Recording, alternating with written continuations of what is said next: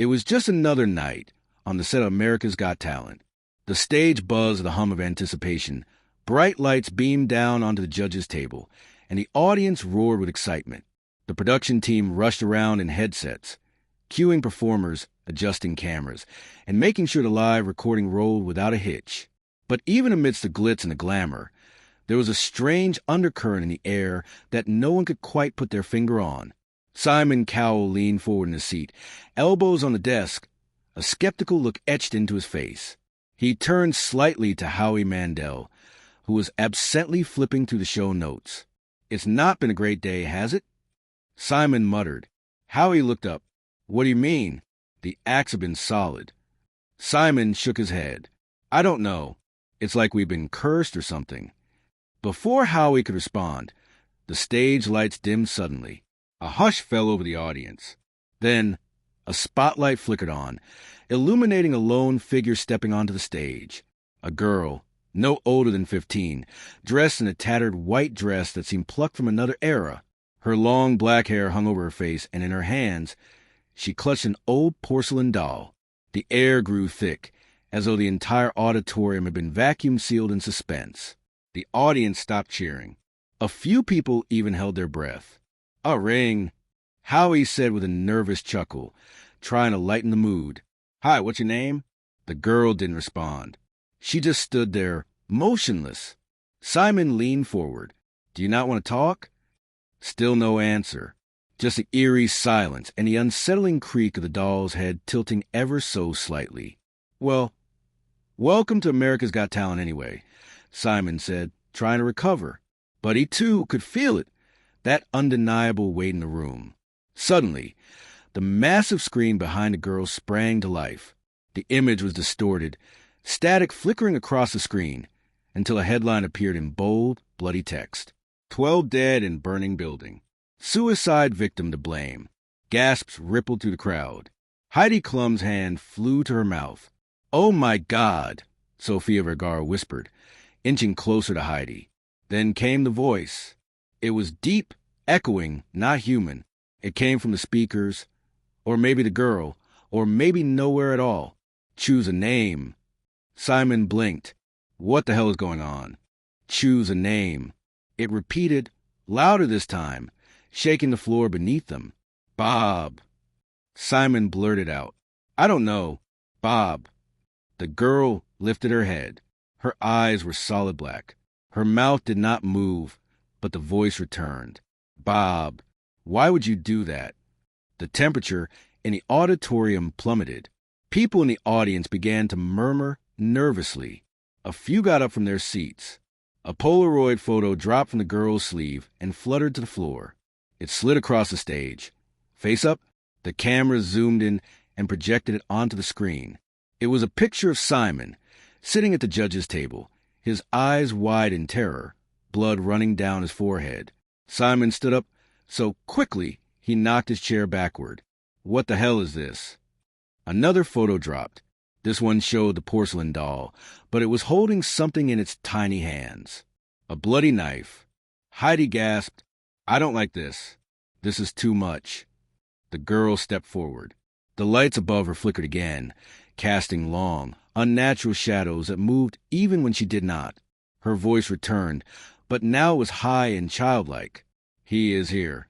"Who's here?" Howie asked, his voice cracking. The girl pointed behind Simon.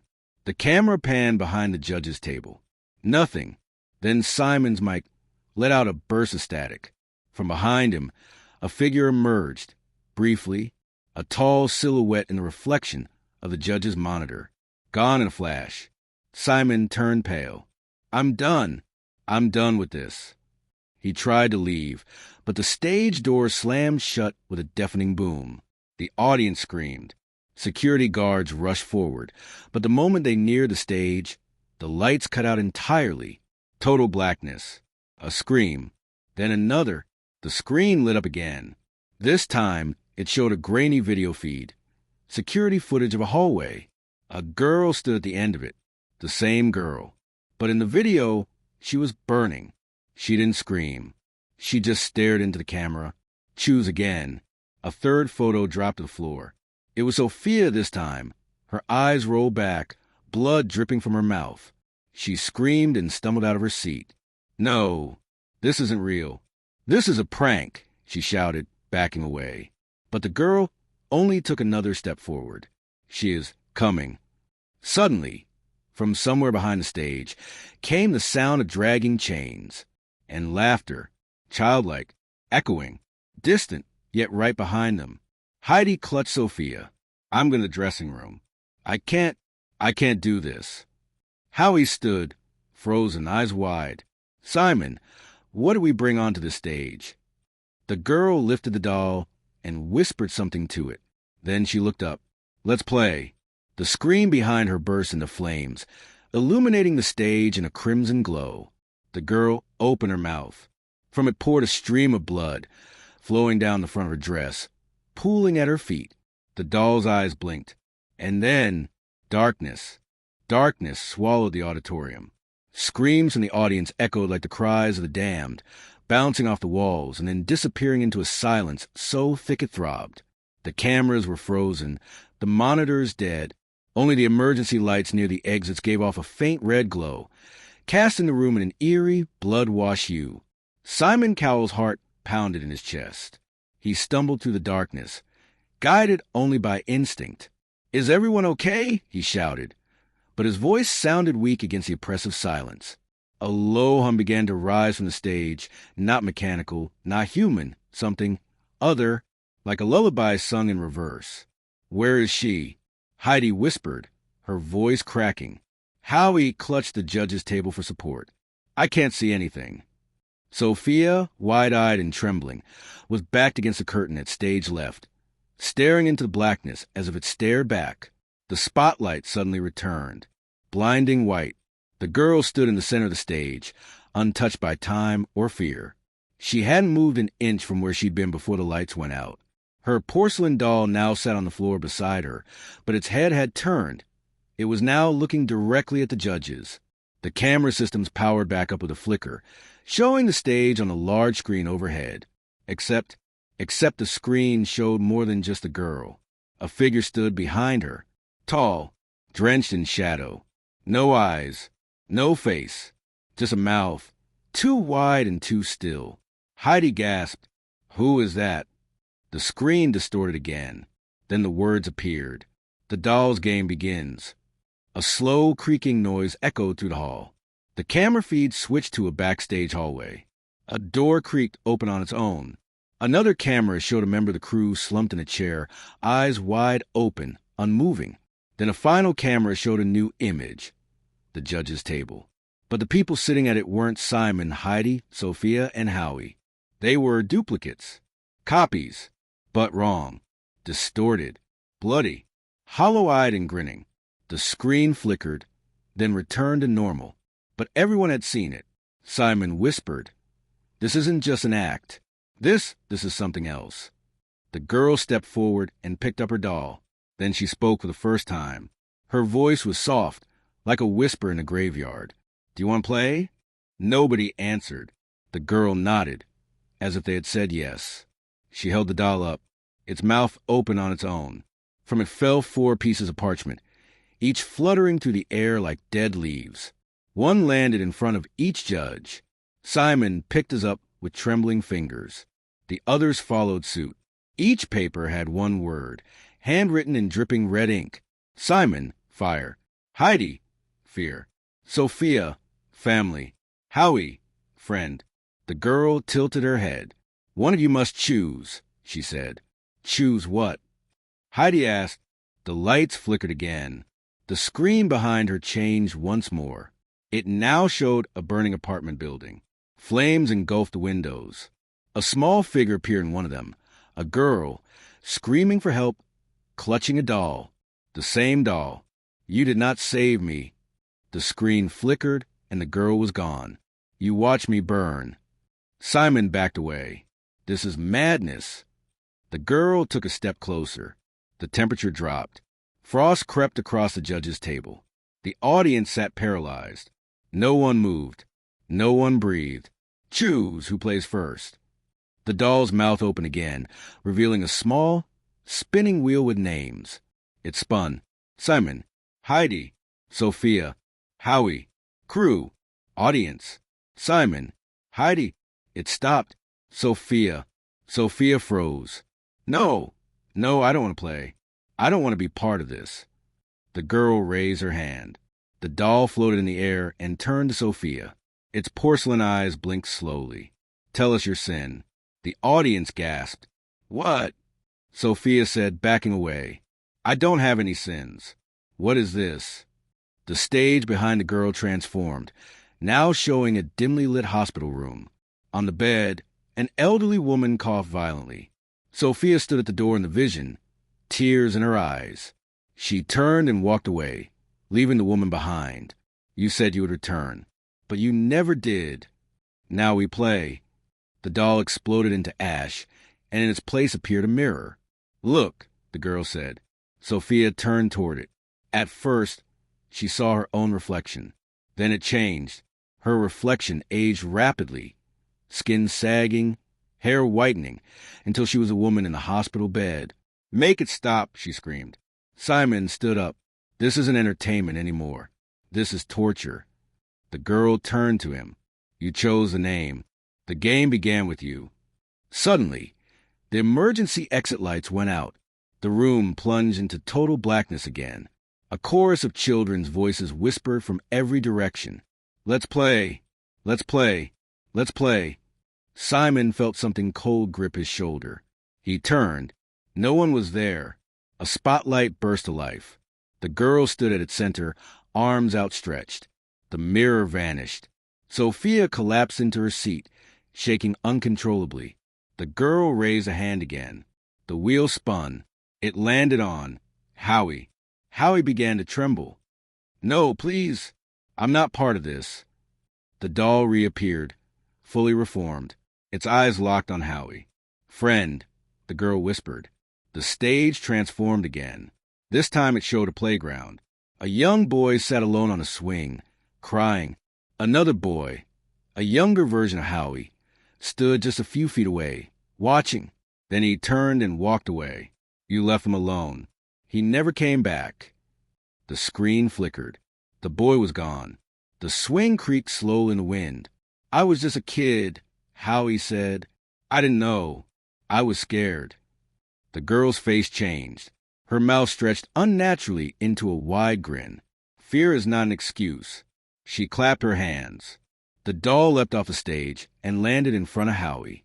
He shrieked, but the doll simply sat there, staring, waiting. The girl spoke again. Only one of you will leave. The lights went out once more. Total silence. Then the screen lit up again.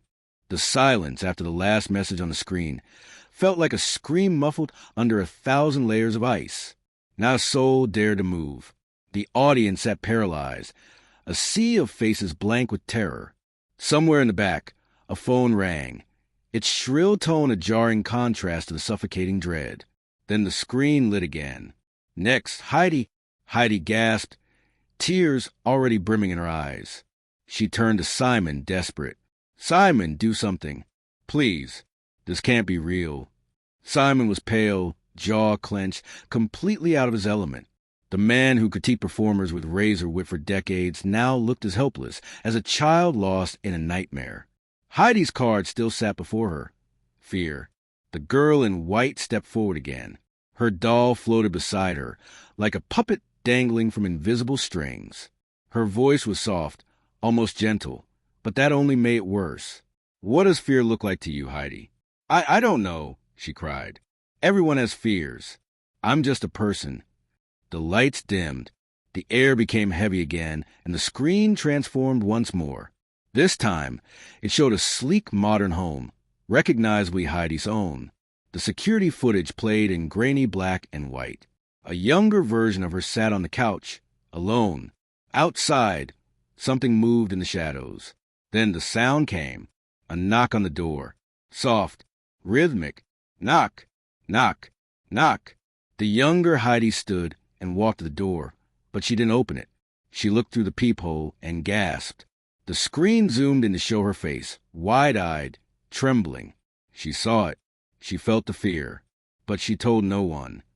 That night, Someone else opened the door. The video cut to black. Only the sound of a woman screaming could be heard. Heidi collapsed into her seat, hands over her mouth. It was my nanny? I never knew. I didn't think. The girl stepped forward, her doll twitching in midair. Fear becomes a curse when you bury it. The doll opened its mouth again.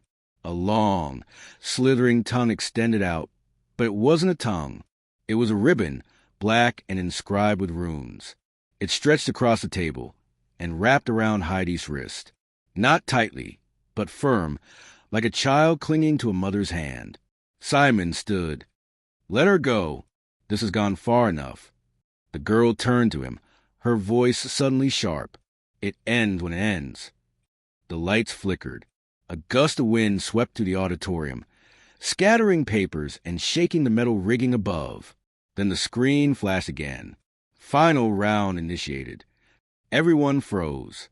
Simon read the word on his card. Fire. The girl raised her arms, and the stage was engulfed in an illusion of flames. The audience gasped, but they weren't burning.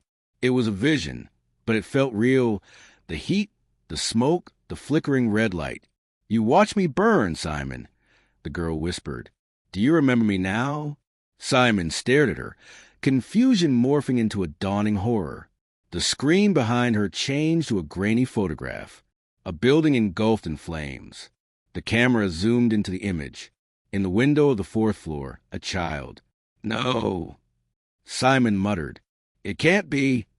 Another image, a younger Simon, standing outside the crowd gathered around the burning building, speaking to a news reporter. Calm, professional, detached. He walked away before the fire trucks arrived. He said it was just another story. He never knew someone was still inside. "I was a story," the girl hissed. "You never even asked my name." The screen faded to black. Then, "Choose a name." Simon looked down. His hands trembled. His voice cracked. "Rebecca?" Her name was Rebecca. The girl froze. The doll clattered to the floor. The lights surged bright, then dimmed again. The girl fell to her knees.